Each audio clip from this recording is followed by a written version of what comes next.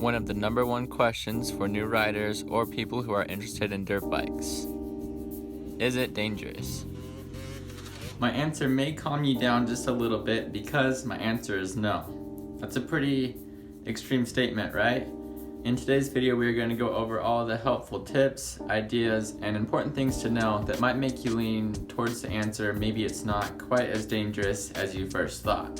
So to start, the first step when you start riding should be just really practicing and getting good bike control before anything else. Now, there are a lot of tips and practices and drills that you can do that'll help you gain bike control. They may not be quite as fun as other things, so you're gonna have to discipline yourself just a little bit here. But basically, you wanna get to the point where you're not so much riding the dirt bike. Like, it's not you sitting on top of a dirt bike and you're just letting it do its thing. You wanna get to the point where the bike becomes just an extension of your body. It's just literally your second half. And yes, in the upcoming series after this series, which is supposed to be like the absolute basics of when you start riding, I will do videos on how to get good bike control. Now, the second tip is try to get a good idea of where your riding skill level is at. So the way that I like to explain it is think of a line, and this line is your skill level. Now, if you're back behind it, you're not pushing your skill level, you're pretty comfortable, you're pretty safe, and the risk of danger at anything is quite a bit lower. Now, if you're getting closer to this line, then obviously it gets a little bit more dangerous, but you're still pretty safe. Now, for those of you like myself that want to progress and get better, you're going to have to slowly extend this line. This line is basically your comfort zone and your skills, and you obviously want to be pushing it and expanding.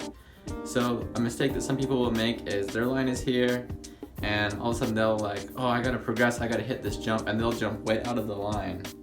And that's when really bad things can happen and they're at greater risk. What you wanna do is just gently push the line of your skill level and keep expanding it, but not too far this way. And if you're further back in here, you might be a little bit bored, but you're gonna be quite a bit more safe. Now, the next thing that is good to keep in mind is whenever you go out riding, try to have a really good understanding of your environment. So this can be different for different riding conditions, where you're riding, and what type of riding you're doing. So for example, if you're out trail riding and it's just public trails, you want to be like pretty cautious when it comes to blind corners, because you never know if someone's going to be coming the opposite direction. That's an example of one thing to keep in mind of. Another might be like, say, the pit that I always go and ride at. There are a lot of jumps everywhere, and they're all going each in different directions, so there's a lot of lines that cross. So before I start hitting a line, I make sure that I'm aware of what's around it. If there are other people riding, I make sure that they're all in sight. I know right where they are before I hit the jump so that I don't risk, one, crossing someone's line in between and hitting each other, or two, getting in the air and then finding out that someone is coming up the landing the other direction. And keeping a good understanding of your environment can be things as simple as literally the environment. So trying to read everything, figure out if the soil that you're riding has a lot of rocks in it and it's going to be slippery and you're a little bit unpredictable, or if the track conditions are really muddy, you'll want to be aware of that things could be very slick.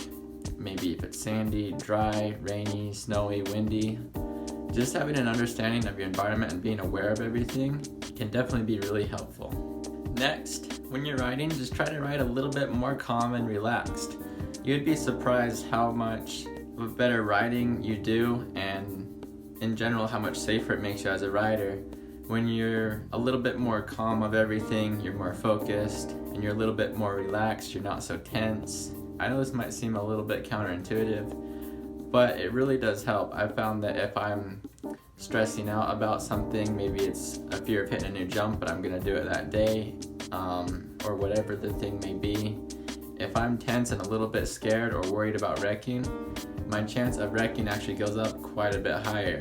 Whereas if I just stay calm and relaxed, even if I put myself in a bad situation, I usually get out of it a lot easier and a lot safer.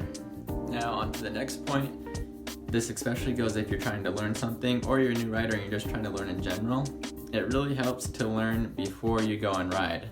So what I mean by that, let's say I want to learn how to do whips. Instead of going out and just trying to do whips First, I'm gonna take the time to sit down behind my computer, my iPad, my phone, whatever it may be, and just do a bunch of research as to whatever there is that people have put out there about learning how to whip. And I might pick up a lot of really helpful things in doing so that will lessen my risk much more. I'll be more likely to avoid mistakes, and I'll have a better idea of what I'm doing. Now, what about when it actually comes down to crashing? Well, there's a pretty common saying in motocross that is, it's not if you crash, it's when you crash. So at some point, you're probably gonna crash. So this might sound a little bit funny, but it's true. Something that's important to know is how to crash. Now, once you find yourself in a bad situation where you know it's pretty likely that you're going to crash, it's good to not tense up and think, oh no, how bad is this gonna go? It's good to train yourself to, no matter how bad the situation is looking, keep asking yourself, how can I get out of this, or how can I make this as gentle as possible? So for example, the pit that I mentioned earlier in this video that has jumps going in all different directions and lines crossing, I was out there riding and my friend had just showed up and I was going to hit a line, and I was pretty committed to it. I had the bike going maybe 40-45 miles an hour, and he came out of another line that popped out of the trees, and when we both saw each other, it was too late. We knew that we were gonna hit each other. So now instead of just tensing up and be like, oh no, we're gonna crash, and just going with it, I kind of asked myself, all right, if we hit each other, how can I make this as gentle on myself as possible? And so what I ended up doing was I just dropped my shoulder really hard, laid the bike as much as I could on its side, locked up the front and rear brake, and I basically slid into him with my tires hitting first, then my suspension soaked up the rest of it, and then we hit into each other. But by the time that I actually hit him, I had already soaked up most of the impact with the bike, whereas if I would have just stayed up straight and hit him straight on, it would have been my body taking all the impact. So you're probably thinking, well, how am I going to train myself to just think like this in a situation like that? And there's only a few tools I can think of right now to provide you, but maybe a video like this will come along down the road. But my first tool is practice visualization. So what I mean by that is, visualizing through meditation. Now this has helped me quite a bit, so what I will do if I was to train myself to know what to do in bad situations like this is I would try to visualize bad situations, whether it be I'm going to case a jump really hard, or I'm going to overshoot a jump, or whatever the situation may be. And I try to visualize the ways that I could get out of that, potentially save it, or if I'm going down, how can I make it as gentle as possible so that I lessen the risk of injury or make my injury a little less serious. But the best tool that I can think of is just ride a lot. And like I said, maybe not pushing your line so much. And the more you ride, the more comfortable you're gonna get. Therefore, the more comfortable you're gonna get during a bad situation.